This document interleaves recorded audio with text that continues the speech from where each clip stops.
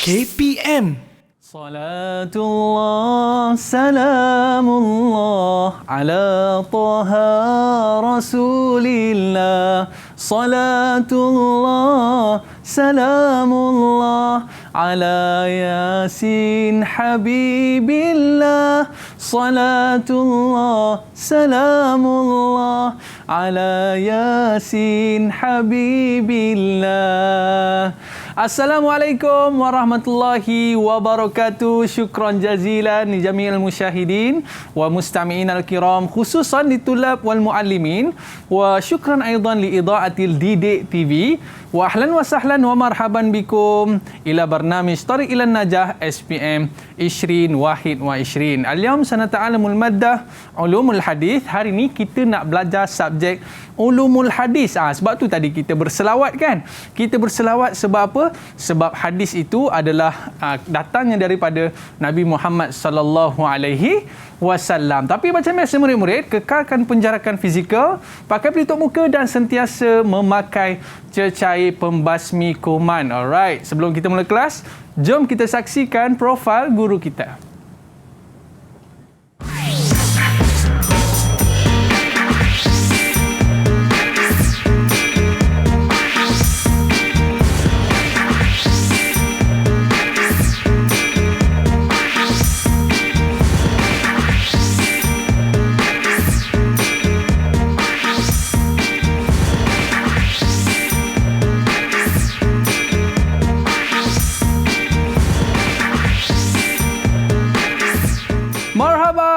Kita bersama dengan Ustaz Ayub. Ustaz, apa khabar Ustaz? Alhamdulillah. Ustaz daripada SMK, Seksyen 19 Shah Alam.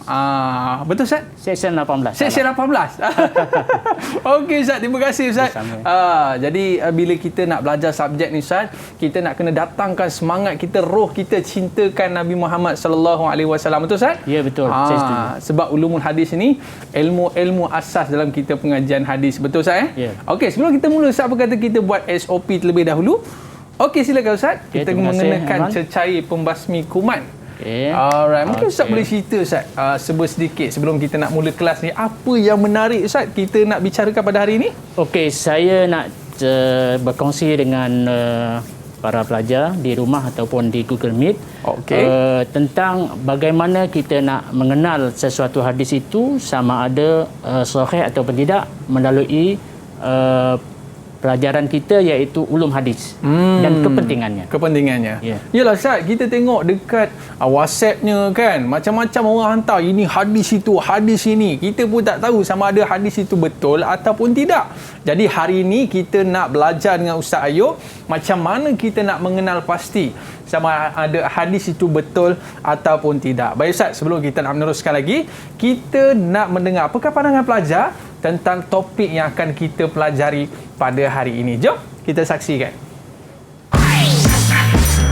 Didik TV KPM. Pada pendapat saya, dengan mempelajari ilmu hadis sebagai umat Islam, saya dapat menyempurnakan hukum berkaitan keimanan dalam diri, ibadah dan juga urusan kehidupan, kerana hadis adalah pelengkap kepada wahyu Al-Quran. Selain itu, hadis juga bertindak sebagai pengukur, pentafsir dan turut menjadi keterangan sumber hukum dalam Al-Quran. Sebagai contoh, cara melaksanakan ibadah puasa, cara melaksanakan solat sunat dan banyak lagi.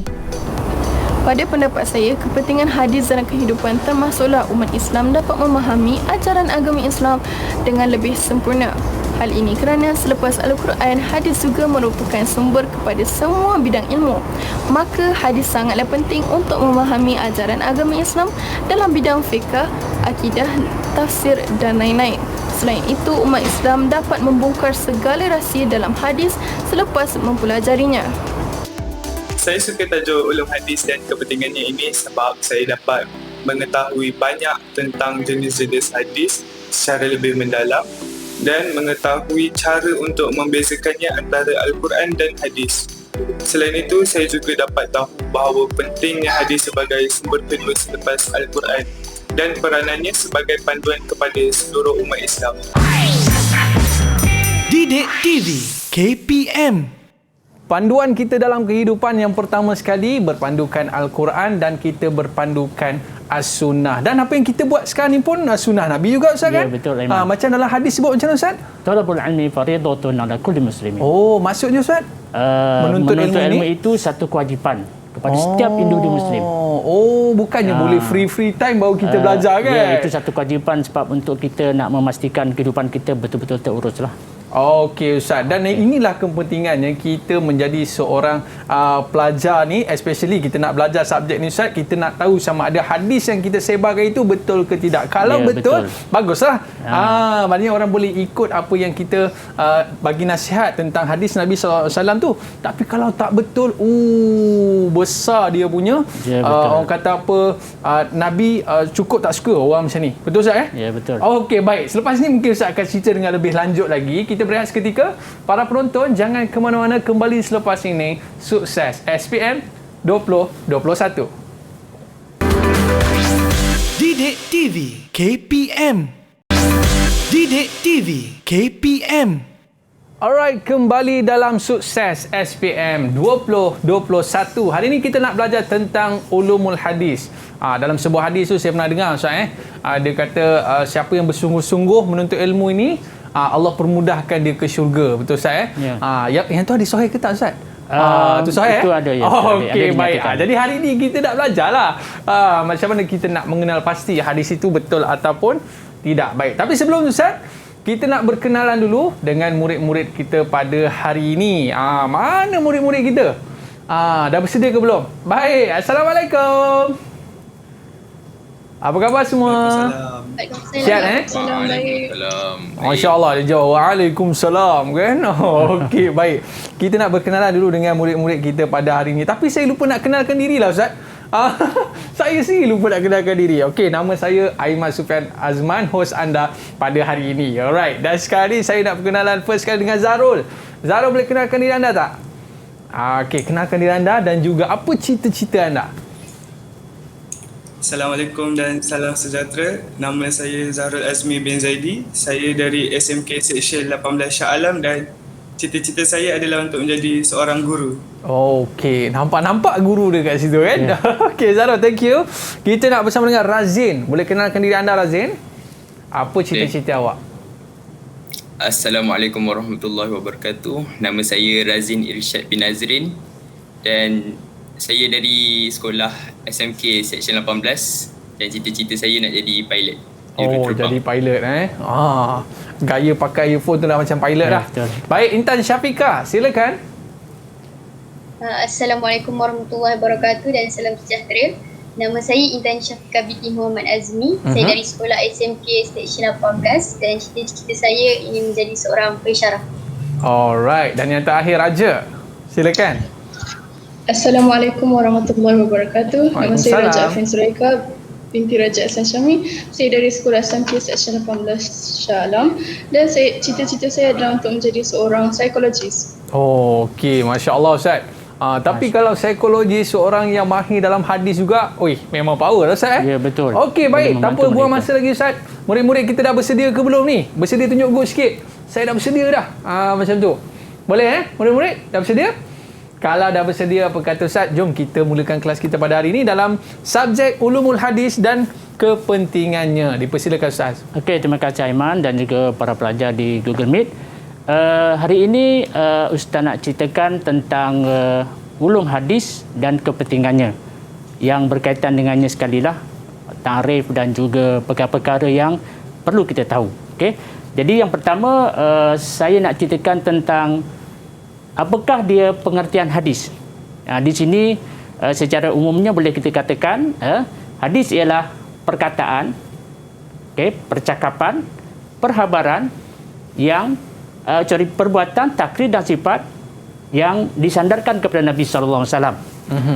Maksudnya di sini ialah apa saja yang kita ambil daripada Rasulullah SAW, daripada perkataan, perbuatan, takrir. Takrir ini ialah perkara yang didiamkan. Nabi tidak kata ya dan Nabi tidak kata tidak. Sebab ada implikasi hukum di situ. Kalau iya maknanya jadi wajib, ataupun kalau tidak mungkin jadi haram kalau kita lakukan. Sebab itu Rasulullah hanya mendiamkan diri saja. Itu namanya takrir. Dan juga sifat ni mungkin kita boleh bahagikan kepada fizikal Rasulullah SAW dan juga akhlak Rasulullah SAW. Jadi apa saja yang kita ambil daripada Rasulullah, itulah yang dikatakan sebagai hadis. Okey, para pelajar di Google Meet boleh faham dan juga di rumah. Okey. Jadi ini memang secara umumnya kita mudah nak faham tentang hadis itu sendiri. Maknanya bukan perkataan semata-mata, Ustaz? Dia tidak. Dia meliputi semua kehidupan. Maknanya daripada hujung rambut sampai hujung kaki, maknanya apa saja yang kita ambil daripada Rasulullah SAW, okey, kita boleh katakan sebagai hadis. Okey, seterusnya Ustaz? Okey, seterusnya. Apa dia ulum hadis? Ulum hadis dia ilmu. Iaitu gagasan ilmu. Kenapa gagasan? Sebab dia di situ ada ilmu-ilmu lain yang mengandungi usul kaedah untuk mengetahui perihal sanad. Okey, sanad dan juga matan. Maknanya perkara yang berkaitan dengan ulum hadis ni ada dua, sanad dan matan. Tak keluar pula. Apa di sanad? Sanad ni ialah barisan orang yang meriwayatkan hadis. Matan ialah teks hadis. Jadi nak cerita, usul hadis ini ialah satu ilmu untuk memastikan hadis yang kita ambil itu benar-benar sahih. Sama ada diterima atau ditolak. Diterima tu maknanya hadis sahih lah, dan ditolak maknanya hadis dhaif dan sebagainya lah, maknanya hadis yang selain daripada itulah. Jadi perkara penting yang kita nak tekankan di sini ialah berkaitan dengan sanad, iaitu barisan perawi yang meriwayatkan hadis, okey, daripada Rasulullah, dan juga matan, iaitu teks ataupun lafaz hadis itu sendiri. Jadi maknanya sekarang jelaslah, kalau ulum hadis maknanya segala yang kita ambil daripada Rasulullah. Sedangkan ulum hadis ialah satu ilmu lain yang berkaitan dengan cara bagaimana kita nak menentukan hadis itu sahih ataupun tidak, menerusi kita melihat kepada sanad dan juga matan. Okey, Ustaz. Maknanya sanad ni orang yang membawa hadis tu daripada Nabi sehinggalah ke sini, Ustaz. Disebut sebagai barisan perawi. Barisan perawi ataupun rangkaian perawi. Gitu. Dan juga matan tu adalah intipati kandungan hadis tersebut. Teks. Teks ataupun lafaz hadis itu sendiri. Jadi itulah ulumul hadis, maknanya ilmu untuk mengetahui kaedah tu, Ustaz. Ya, kaedah. Baik, Ustaz. Seterusnya? Okey. Seterusnya ialah fungsi hadis itu sendiri bagaimana dari segi pandangan Islam. Okey, ataupun sebagai sumber yang pertama, ia adalah sumber perundangan. Hadis itu sumber perundangan. Hadis yang kita amalkan itu adalah antaranya sumber perundangan selepas Al-Quran. Yang kedua di situ. Pertama Al-Quran, yang kedua hadis Rasulullah SAW. Sebab itu bila kita jadikan dia sebagai sumber kedua, kita nak pastikan hadis itu benar-benar sahih. Ini dinyatakan dalam dalil Al-Quran yang pertama. Okey, ada dinyatakan dalam surah An-Nisa ayat 59. Di sini disebut fa in tanaza'tum. Okey, kita mulakan dengan ta'awuz dululah. Auzubillahi minasyaitonirrajim. Fa in tanaza'tum fi syai' farudduhu ila Allah wa rasul. Tak keluar pula Iman. Okey, Ustaz. Okey. Jika mafhum dia, jika kita berselisih faham ataupun kita ada masalah, okey, kita adalah kembali kepada Allah, iaitu kitab Al-Quran, dan Rasul, iaitu hadis. Okey, dan hadis. Jadi itu yang menjadikan dia sebagai sumber kedua selepas Al-Quran. Maknanya kalau kita ada problem, kita ada masalah, kita ada apa-apa kekeliruan, Ustaz, berbalik kepada Allah dan juga Rasul. Itu yang dianjurkan agar kita tidak terpesong daripada landasan yang sebenar. Itu daripada Al-Quran, kan? Kalau kita tengok daripada hadis pula, hadis yang diriwayatkan oleh Imam Malik, an Abi Hurairah radhiyallahu anhu an Nabi sallallahu alaihi wasallam annahu qala taraktu fikum amrayni. Aku tinggalkan kepada kamu dua perkara. Lan tadillu ma in tamassaktum bihima. Lan tadillu, tidak akan sesat. Jika kita berpegang dengan kedudukannya, iaitu kitab Allah dan sunnah Rasulullah. Kitab Allah tu maknanya Al-Quran, dan kitab sunnah Rasulullah tu maknanya hadis Nabi SAW. Maknanya di sini ada dua sumber daripada Al-Quran dan hadis, menunjukkan bahawa hadis ini dia sumber kedua selepas Al-Quran. Jadi maknanya itu pentingnya kita mengetahui bahawa hadis itu benar-benar yang kita amalkan benar-benar sahih, agar tidak terseleweng dan sebagainya. Yelah Ustaz, sekarang ni kita takut banyak sangat ajaran sesat ni kan. Tapi dah ada satu jaminan Ustaz Ni jaminan ni, kalau kita berpegang kepada dua perkara tadi, Al-Quran dan As-Sunnah, kita takkan sesat. Betul Ustaz Ya, jadi maknanya usul hadis yang atau ulum hadis yang kita pelajari sekarang, asas untuk memastikan hadis yang kita nak ambil itu benar-benar sahih. Itu dia punya asas dia. Seterusnya? Dan ini yang dikata tadi, kepentingan. Apa kepentingan bila kita mempelajari ulum hadis? Yang pertama, di antaranya lah yang saya ambil. Pertama, umat Islam dapat memahami cara metodologi ulama. Metodologi ulama maknanya bagaimana cara ulama menyampaikan hadis. Dia ada syarat-syarat dia.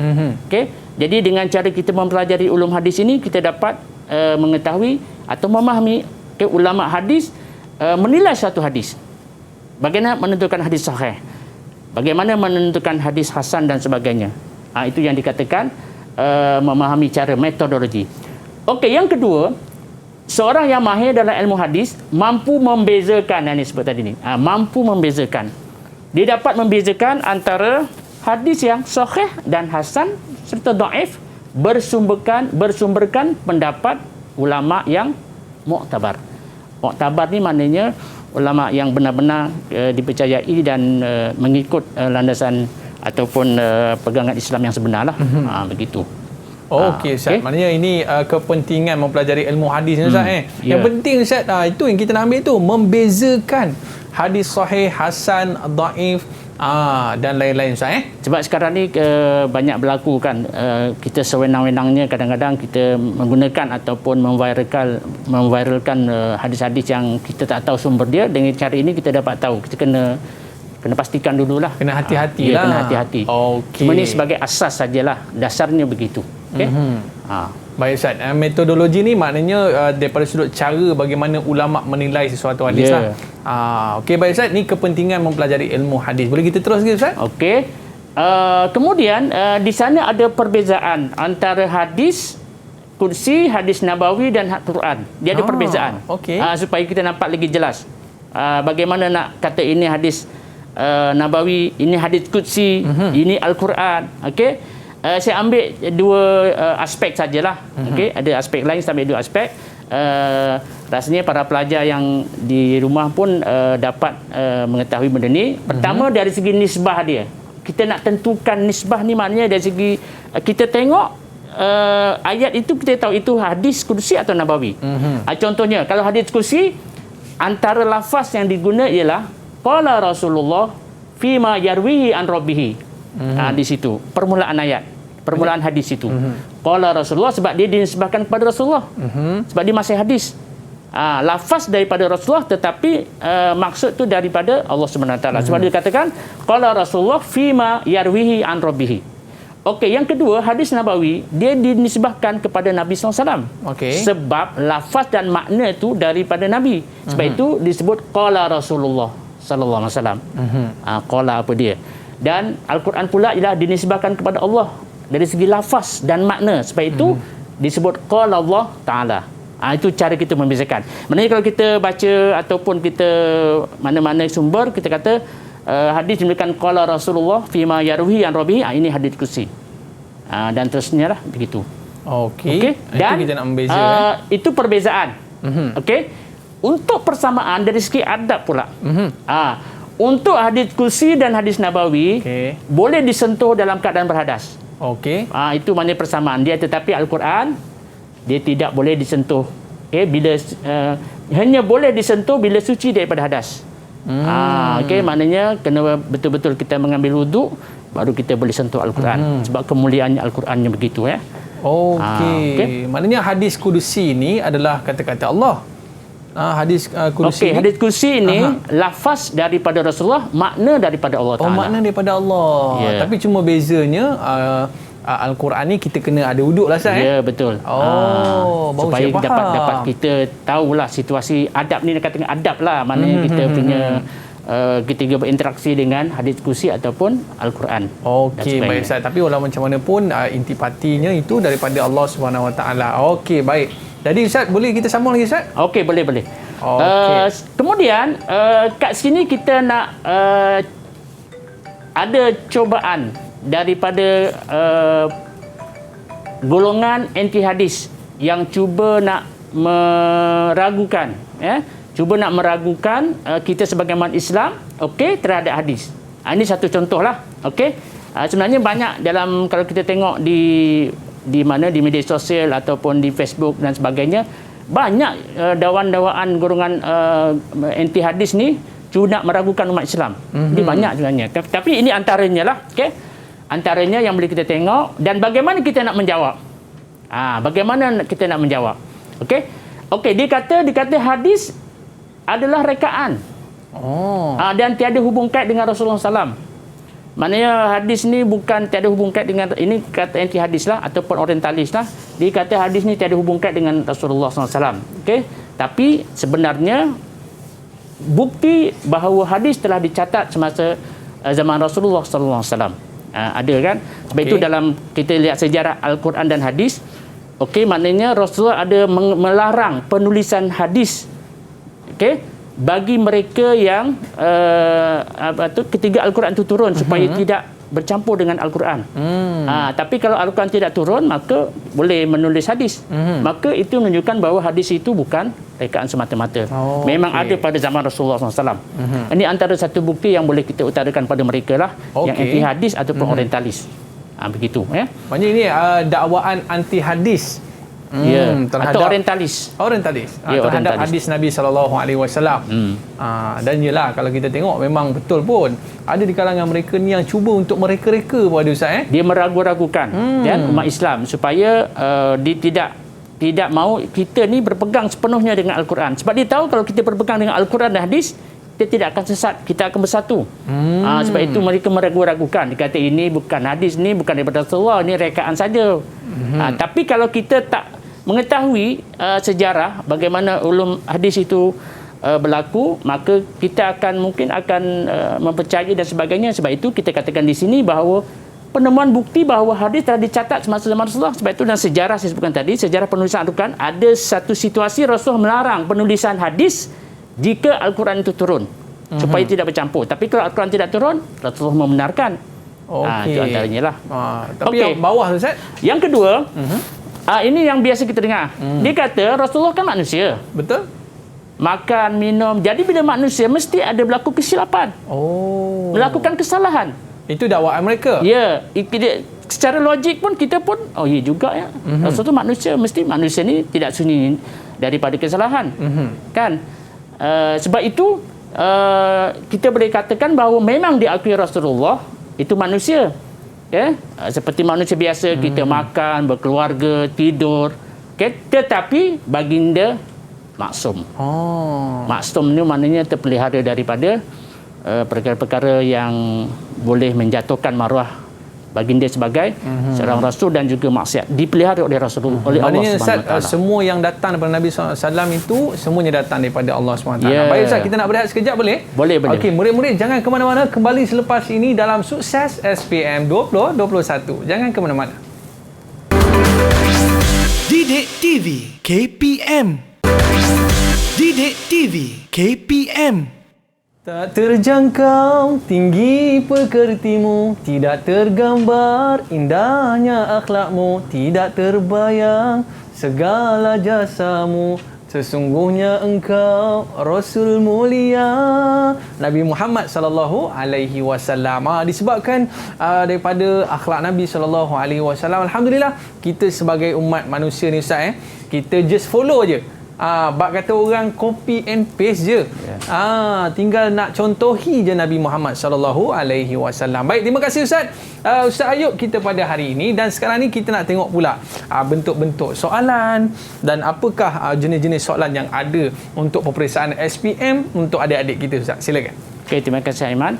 Okey, secara umumnya boleh saya katakan di sini, maknanya untuk Al-Quran dan Sunnah ini kita ada dua bahagian, bahagian A dan bahagian B. Okey. Jadi bahagian A ialah 20 markah, 20 soalan.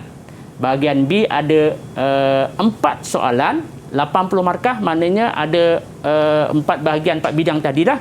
Okey. Jadi kesemua kena jawab soalan. Ini kita boleh tengoklah, maknanya pelajar sudah maklum sudah ni, cuma kita sekadar nak refresh balik apa yang mereka akan tempuh ketika peperiksaan nanti. Okey, kemudian di sini saya nak cuba share dengan para pelajar bagaimana bentuk soalan. Okey. Jadi bahagian A ialah objektif pelbagai bentuk, OPB. Maknanya masih objektif tapi pelbagai bentuk, bukan aneka pilihan. Aneka pilihan tu A, B, C, D, tetapi ini pelbagai bentuk ialah isi tempat kosong. Iaitu yang pertama, calon dihendaki menjawab soalan dengan mengisi tempat kosong yang disediakan. Dia ada di bahagian dah. Okey, sebanyak 20 soalan. Terdapat 20 soalan dengan 1 markah bagi setiap soalan. Jadi 1 markah, 1 soalan. Jadi kalau 20 soalan, jadilah 20 markah. Dia ada di punya bidang-bidangnya lah, ada ditunjukkan di situ. Okey, jadi untuk kita menguasai bahagian A ini, disarankan supaya kita fokus kepada antaranya pengertian. Okey, takrif tadi, contoh takrif hadis, apa dia? Kita kena kuasai lah perkara yang disandarkan kepada Rasulullah, sama ada perkataan, perbuatan, takrif ataupun sifat contohnya kan, secara khusus. Yang ini kita highlightkan lah. Okey. Jadi kalau dalam buku latihan ataupun nota kita dicadangkan, kita gunakanlah mungkin pen yang berkala ke whatever lah kan. Jadi yang penting kita dapat recall balik apabila kita ingin menjawab soalan. Okey, atau fakta-fakta penting. Fakta-fakta penting ni mungkin bahagian, mungkin syarat, mungkin beberapa perkara lain macam kesan, akibat dan sebagainya, yang mana memerlukan kita nak isi dalam isi tempat kosong itu tadi. Okey, dan masa yang dicadangkan ialah selama 30 minit. Jadi satu soalan 1 minit. Jadi ada baki 10 minit lagi untuk kita nak ulang kaji ataupun kita tengok balik mana yang kurang dan sebagainya. Sebab itu bila 30 minit ni sangat cantik untuk kita nak pastikan dapat menjawab untuk bahagian A ini. Okey. Hanya 20 soalan ni Ustaz, kita boleh dapat 20 markah percuma lah ni orang kata. Kalau soalannya untuk pilihan je kan. Maknanya kalau mereka saya sebut tadi betul-betul fokus pengertian, fakta, ciri, sifat. Okey, mungkin kita boleh dapat skor 20 markah. Okey, baik. Ini untuk bahagian A Ustaz. Bahagian A. Okey, seterusnya Ustaz. Jadi untuk bahagian A ni mungkin kita boleh tanya rakan-rakan kita, murid kita di Google Meet untuk soalan-soalan yang contoh soalan lah. Nanti kita macam mana bahagian A ni soalan dia, bentuk soalan. Jadi kita boleh tunjukkan kepada pelajar di rumah dan juga yang di Google Meet bentuk-bentuk soalan supaya mereka lebih confident. Maknanya sebab bila mereka menguasai format secara tak langsung, bila mereka fokus kepada sesuatu bidang itu, mereka dapat ini penting, ini penting, ini aku kena kuasai. Kalau tak nanti ialah itu dia punya asas dia, format tu. Apa yang keluar, apa yang tak keluar, begitu ya. Boleh kita teruskan ya? Kita cuba. Okey. Right. Ini satu contoh, 2 soalan saja, tak banyak ya. Kita nak uji murid-murid kita Ustaz? Kita boleh uji ya. Ustaz pilih Ustaz, yang mana satu ni? Bersedia ya? Rakan-rakan kita di Google Meet. Okey, soalan 1 hingga 2 isi tempat kosong dengan jawapan yang betul. Alright, cepat. Okay, saya bersedia nak jawab. Cepat. Okey, Ustaz nak tanya, boleh Intan? Boleh. Okey, soalan pertama Boleh, Intan. Ustaz. Okey, soalan pertama Intan ya. Okey, Ustaz bacakan. Ulum hadis ialah satu gagasan ilmu yang mengandungi usul dan kaedah untuk mengetahui tentang isi tempat kosong dan matan sama ada diterima atau ditolak. Apa jawapannya? Sanad Ustaz. Sanad. Sanad dan matan. Ya betul ya. Jawapannya sanad. Okey. Yang disebut tadi sanad kan, sebab usul hadis ni dia ada 2 saja. Okey. Iaitu sanad dan matan. Benda yang kita kena fokus. Okey. Yang saya sebut tadi sanad ialah rangkaian atau barisan perawi hadis dan matan ialah teks ataupun lafaz hadis. Okey. Zarul, boleh Zarul yang kedua? Okey, Zarul ya yang kedua ya. Ustaz bacakan ya. Boleh jawab. hadis adalah sumber. Okey, di situ 40. Okey, selepas Al-Quran sebagai asas pengambilan hukum syarak. Maknanya kita dapat tahu, okey, di sana ada sumber selain daripada Al-Quran, Jadi hadis ni apa? Okey, apa jawapannya, Rul? Jawapan dia kedua. Yang kedua. Nampak macam simple kan, tapi kadang-kadang ada Confuse pelajar juga, dia tak kan? menguasai juga. Itu isu dia. Maknanya isunya kalau tak baca memang tak dapat jawab lah. Sebab mana Ustaz, ini dikatakan tadi mungkin dia punya asas ataupun fakta-fakta penting. Betul. Okey. Jadi kalau kita tahu dia punya asas, insya-Allah tak jadi masalah. Dia punya. Okey, bagian seterusnya. Ini bagian B pula. Tadi bagian A Jadi bagian A, objektif pelbagai bentuk. Bukan aneka pilihan, pelbagai bentuk. Okey. Dah bagian A juga tadi terlupa saya nak nyatakan dia ada carta, Tapi carta tu nanti mungkin akan datang kita boleh jelaskanlah bagaimana carta itu, Okey. Bahagian B subjektif. Okey, 4 tips yang saya nak kongsi dengan pelajar di sini ialah yang pertama, calon dikehendaki menjawab semua soalan. Tak ada pilihan. Dia kena semua jawab. sekali 4 bidang, 4 kena jawab. Okey. Okay, yang kedua, mengandungi 4 soalan utama yang meliputi 6 bidang. 4 soalan utama ni maknanya soalan 1 pengajian Al-Quran, soalan kedua pengajian hadis, soalan ketiga dia combine antara ulum Quran dan ulum hadis. Maknanya soalan ulum Quran ni berada di nombor 3, soalan nombor 3. Yang kita belajar sekarang ni soalannya ada pada nombor 3. Dan yang keempat, 2 bidang lagi iaitu akidah dan juga akhlak. Jadi kena jawab semua. Sebenarnya kita dah nampak dah dia duduk kat mana tu, Ustaz. Ya, betul. Baik. Okey, tips yang ketiga ataupun yang berkaitan dengan subjek ini, dia mengandungi soalan respon terbuka. Dan juga respon terhad. Terbuka ni maknanya jawapan yang munasabah. Tak kira lah munasabah, munasrawak. Tak kira lah kan. Jawapan yang munasabah. Yang munasabah diterima. Okey. Yang penting relevan lah. Okey, dan juga soalan respon dan terhad. Terhad ni maknanya mesti ikut dalam buku. Macam pengertian, mana boleh kita ni kan, atau contoh keluar soalan tentang dalil tadi. Okey, nyatakan dalil yang berkaitan dengan Al-Quran sebagai sumber atau hadis sebagai sumber kedua. Kena kan tak ada pilihan lain, kita kena tengok dalam buku kan. Itu respon terhad itu kena hafaz lah tu. Contohnya. Termasuklah kebat. Cuma kebat ini dia termasuk dalam respon terbuka. Jawapan yang di luar kotak tetapi dalam respon yang terbuka ataupun yang dalam bentuk maknanya yang relevan diterima.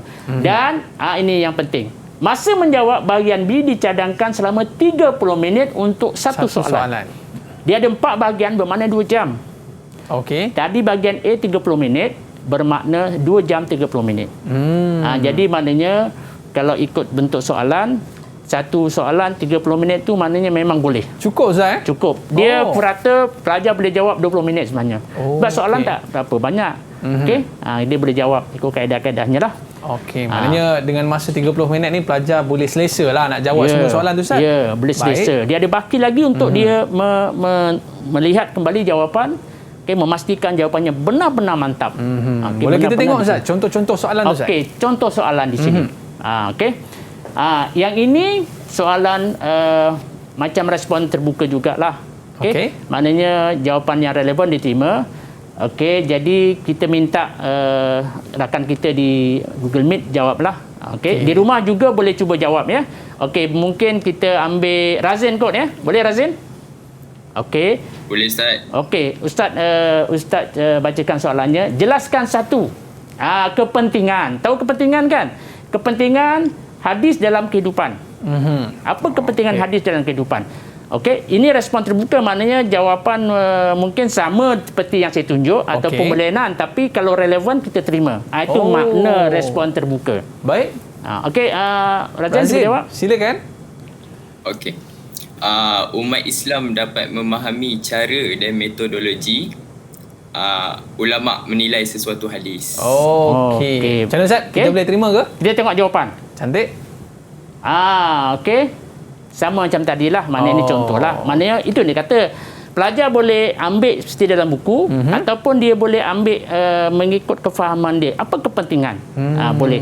Okey. Mana tidak mana boleh jawapan tu diterima. Okey. Jadi umat Islam dapat memahami cara dan metodologi ulama menilai satu hadis.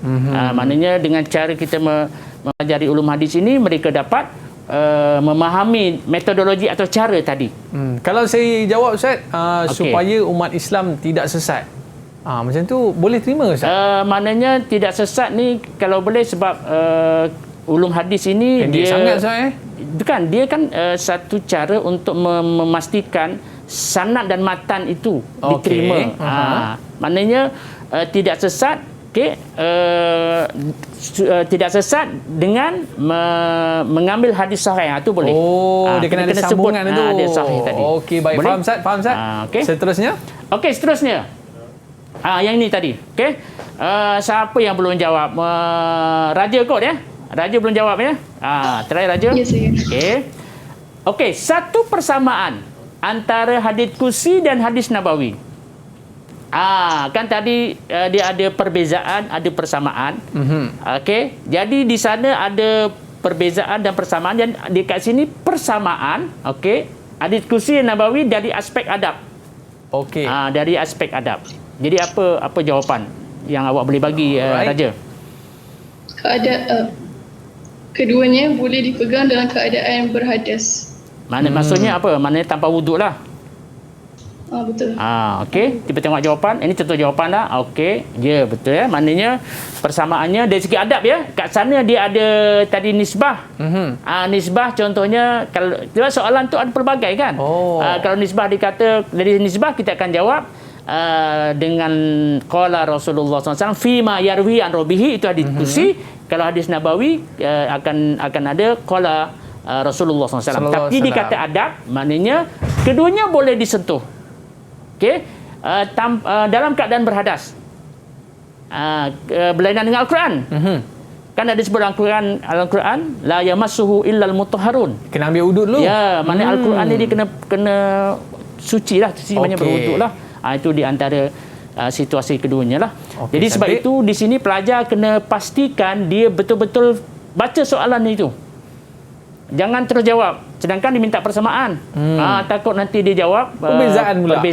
Jadi memang fakta tu ada, tapi jadi segi jawapan tidak diterima sebab dia tidak memenuhi atau peraturan permarkaan yang dikehendaki. Okey, ini berapa markah ni Ustaz? Ini biasanya saya tak letak markah ya. Biasa 2 markah. 2 markah. 2 markah. Okey. Jadi maknanya kalau 1 2 markah, okey. Kalau gitulah dan seterusnya lah. Okey, baik Ustaz. Kita nak jawab lagi Ikmal Nazri. Okey, ada kawan saya panggil je Ustaz. Okey. Dia nak ikut masuk dalam kelas tasawuf kita. Boleh. Okey, kita berehat seketika. Para penonton jangan ke mana-mana, kembali selepas ini dalam Sukses SPM 2021. Jap. Didik TV KPM. Didik TV KPM. Alright, kembali dalam Sukses SPM 2021. Hari ini kita dalam pendidikan Al-Quran dan As-Sunnah. Kita nak belajar tentang ulumul hadis dan kepentingannya. Semak dulu sebelum sebar. Jangan kalau kita tengok ada hadis je, pak terus sebar. Hati-hati. Tengok dulu, cek dulu. Paling tidak WhatsApp dulu dengan Ustaz Ayub. Ustaz Ayub, betul ke hadis ni? Tapi tak Ustaz Ayub tak balas, sibuk. Itulah. Okey, baik Ustaz. Kita nak pergi lagi kepada soalan kita Ustaz. Okey, soalan seterusnya. Yang ini mana-mana kawan rakan kita boleh jawab lah. Okey. Yang ini yang disebut tadi ya. Maknanya soalan dia ialah jelaskan hujah anda. Okey, untuk menolak dakwaan golongan anti hadis yang mengatakan Rasulullah adalah manusia yang juga melakukan kesalahan. Ini anggapan mereka yang maknanya kita kadang-kadang boleh terdaya. Dia kata, Rasulullah kan manusia biasa juga. Dia makan, dia minum, dia berkeluarga kan. Dia tidur kan. Jadi bila dia manusia biasa, tentulah mereka ada kesalahan lah. Hadis itu ada kesalahan lah. Dari segi percakapan dan sebagainya. Itu kata-kata yang ingin mereka supaya umat Islam itu ragu. Dakwaan mereka lah Ustaz. Untuk meragu-ragukan umat Islam. Okey.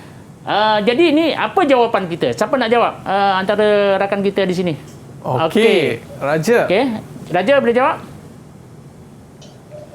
Rasulullah sallallahu alaihi wasallam memang manusia biasa, tetapi kena ingat bahawa Rasulullah dia maksum, iaitu terpelihara daripada melakukan dosa dan maksiat. Okey. Okey, kita tengok jawapan Aiman ya. Baik, Ustaz. Okey. Ya, okey.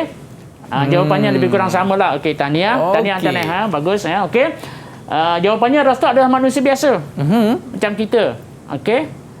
Dan umur Rasulullah SAW pun sekitar 60-an begitu kan. Maknanya macam kita jugalah lebih begitu kan. Ahad dia lebih kurang. Okey. Tetapi bagi dia maksum, yang iaitu terpelihara daripada ini terkurang ada daripada tu kan. Daripada melakukan dosa dan maksiat. Allah pelihara Rasulullah daripada melakukan sebarang dosa, dipelihara. Okey, ada satu kisah bagaimana Rasulullah SAW ingin melihat satu macam keramaian lah kan. Tapi tertidur ya. Tertidur jadi tak dapat nak pergi. Jadi itu antara contoh lah. Dan banyak benda lagi lah dari sirah Rasulullah SAW. Maknanya sebab itu Rasulullah SAW menjadi ikutan kita. Sebab dia kembali pada yang asal tadi. Okay, apa saja yang daripada Rasulullah, okay, perkataan, perbuatan, takrir atau sifat, itu kita kata hadis. Dan Rasulullah SAW adalah ikutan kita yang paling baik. Okay, sebab itu walaupun dia manusia, tetapi Allah pelihara mereka daripada sebarang kesalahan dan juga maksiat. Ini kelebihan yang ada pada diri Nabi Muhammad SAW. Baik Ustaz, kita nak tanyalah murid-murid kita ni kan. Bila anda dah mempelajari ulumul hadis ni, apa yang anda dapat daripada pembelajaran ini? Okey, Razin boleh mulakan tak? Nak dengar juga apalah kata Razin tentang pembelajaran kita pada hari ini, Razin. Dengan pembelajaran hari ini, banyaklah benda baru boleh dapat dan banyak benda berfaedah kepada kita untuk hari ini dan akan masa depan. Okey, baik.